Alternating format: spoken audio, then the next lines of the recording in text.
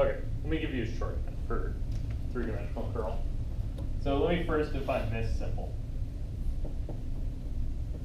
So this is I think a nabla, like that. This is the gradient symbol, right? Okay, so let me define that to be the partial with respect to x, the partial with respect to y, and the partial with respect to z, arranged as a 3-vector. Cool, this? Okay, so let me just check and see. If I write gradient of f, this should then be this NAMBLA thing, right? Partial with respect to x, partial with respect to y, partial with respect to z,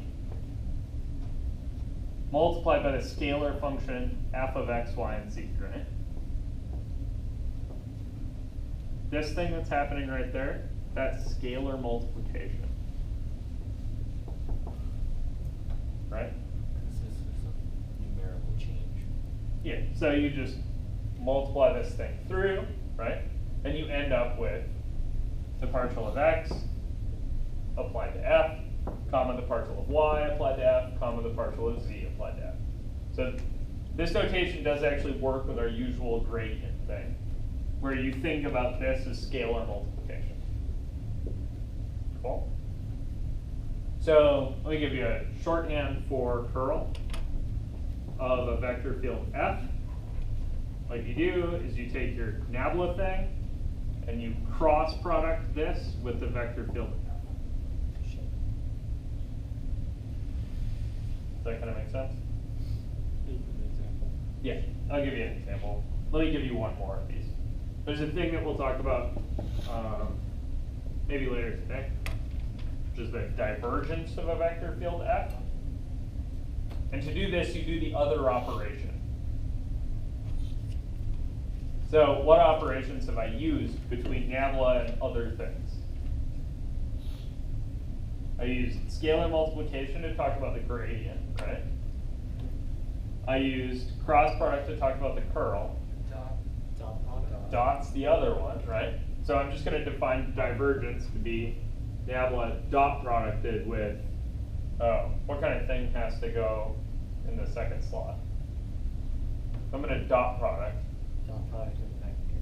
Yeah, I have to dot product vectors, right? So I'm going to dot product a vector nabla, right?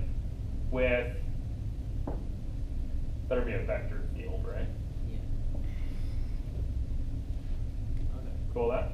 Yeah. So let me show you the curl formula does actually come out of this thing. So if I want to calculate curl for a vector field f, that's saying I want to calculate curl for a vector field given by p, q, and r. Right? Yeah. Okay. I'm going to take my nabla, I'm going to cross it with p, q, and r.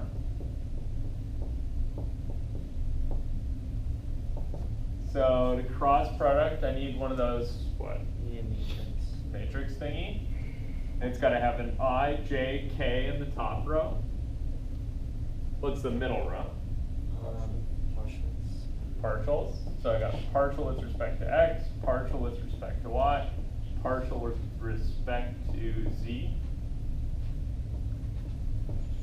And the bottom row is P, Q, and R. Okay. And then I should get something times I. So Partial y times r. okay, so the partial of r with respect to y minus Partial of z with respect to q. partial of z with partial of q with respect to z. Oh, okay. We should put that too. And then I need to subtract the j component. What's your j component? Partial r with respect to x. Partial r with respect to x minus Partial p with respect to z. partial of p with respect to z. And then you get plus partial Q with respect to X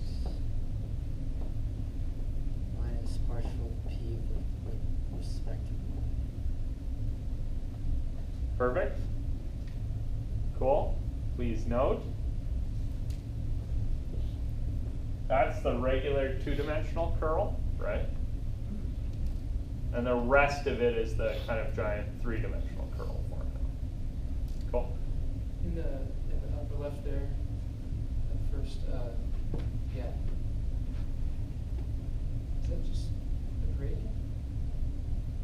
So this is the gradient operator, right? Does that make sense?